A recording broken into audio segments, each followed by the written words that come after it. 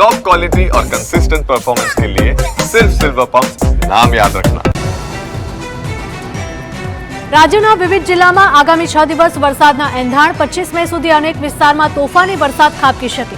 દક્ષિણ ગુજરાત સૌરાષ્ટ્રમાં ધોધમાર વરસાદની આગાહી તો મધ્ય ગુજરાત ઉત્તર ગુજરાતમાં પણ ભારે વરસાદનું અનુમાન। ભારે વરસાદની શક્યતાએ ભરૂચ નર્મદા છોટાઉદેપુરમાં યલો એલર્ટ જાહેર। રાજ્યના અનેક જિલ્લામાં ગાજવીજ સાથે ભારે પવન સાથે વરસાદની શક્યતા। 24 મેના રોજ રાજ્યમાં સાર્વત્રિક વરસાદ પડી શકે। હવામાન નિષ્ણાતોના મતે અરબ સાગરનું લો પ્રેશર ડીપ ડિપ્રેશનમાં ફેરવાય તો ગુજરાતને ચક્રવાતનો પણ સામનો કરવો પડી શકે। ખાનગી હવામાન એજન્સીનો મોટો દાવો। સ્કાયમેટે જણાવ્યું કે અરબી સમુદ્રમાં લો પ્રેશર સિસ્ટમ સર્જાઈ છે। આગામી સમયમાં ડિપ્રેશન અને ડીપ ડિપ્રેશન બની શકે। વાવાઝોડું બનવાની શક્યતા હાલમાં દેખાતી ન હોવાનું સ્કાયમેટે જણાવ્યું। આગામી સમયમાં નક્કી થશે કે વાવાઝોડું બનશે કે નહીં।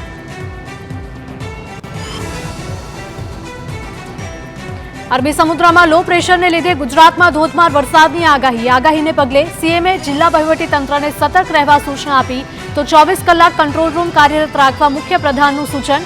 સ્ટેટ ઇમરજન્સી ઓપરેશન સેન્ટરના કંટ્રોલ રૂમને પણ 24 કલાક કાર્યરત રાખવા સૂચન કર્યું।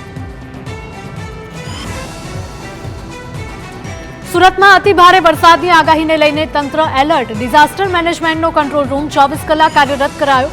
માછીમારોને દરિયો ન ખેડવાની સૂચના અપાઈ। 23 થી 25 મે દરમિયાન જિલ્લામાં ભારેથી અતિ ભારે વરસાદની છે આગાહી। બનાસકાંઠામાં વાવથરા તાલુકાના ખેડૂતો માટે આનંદના સમાચાર। આજથી કેનાલમાં છોડાશે નર્મદાનું પાણી। સરહદી વિસ્તારની બ્રાન્ચ કેનાલોમાં પાણી છોડાતા વાવથરાદ અને ભાભર તાલુકાના ખેડૂતોને ફાયદો થશે। એપ્રિલ મહિનાથી બ્રાન્ચ કેનાલોમાં પાણી બંધ હોવાથી ખેડૂતો મુશ્કેલી વેઠી રહ્યા હતા અને અનેકવાર સરકારને રજૂઆત પણ કરી હતી। અમદાવાદના ગુરુકુલ રોડ પર પૂર્વી ફ્લેટમાં આગ લાગી। 8મા માળે 803 નંબરના ફ્લેટમાં એસીમાં આગ લાગી। મકાનના બહારના ભાગે એસીમાં આગ લાગ્યા બાદ ગેસ સિલિન્ડર બ્લાસ્ટ થયો હતો। 8મા માળથી આગ 10મા માળ સુધી પ્રસરી હતી। આગને કારણે 4 થી વધારે ફ્લેટમાં નુકસાન, જ્યારે 2 ફ્લેટ સંપૂર્ણ બળીને ખાક થયા। ફ્લેટમાં આગના કારણે લોકોનું હાઇડ્રોલિક ક્રેન મારફતે ફાયર વિભાગે રેસ્ક્યુ કર્યું। છત પરથી 7 લોકોને ક્રેન મારફતે સહી સલામત નીચે ઉતારવામાં આવ્યા। ફાયરના એક જવાને પણ ધુમાડાના કારણે સમસ્યા સર્જાઈ હતી, જેને 108માં પ્રાથમિક સારવાર અપાઈ। પોલીસે ફાયરિંગ કરનાર 4 આરોપીને ઝડપી પાડ્યા તો પોલીસે ગુનામાં વપરાયેલી બંદૂક પણ કબજે લીધી। ઝડપાયેલ ઇસમો વિરુદ્ધ અગાઉ પણ ગંભીર ગુના નોંધાયેલા હોવાનો ખુલાસો। તમામ આરોપીનું પોલીસે કાઢ્યું સરઘસ। ઘટના સ્થળે લઈ જઈને સમગ્ર ઘટનાનું રિકન્સ્ટ્રક્શન પણ કર્યું। સુરેન્દ્રનગરના વઢવાણમાં યુવતીની હત્યા કરનાર આરોપીનું સરઘસ કઢાયું। આરોપીએ યુવતીની છરીના ઘા ઝીકીને હત્યા કરી હતી। આરોપીને ઘટના સ્થળે લઈ જઈને પોલીસે ઘટનાનું રિકન્સ્ટ્રક્શન કરાવ્યું। લોકોના ટોળા એકઠા થઈ જતા સ્થિતિ વણસી હતી, જેના કારણે પોલીસે આરોપીને લઈને પરત જવું પડ્યું।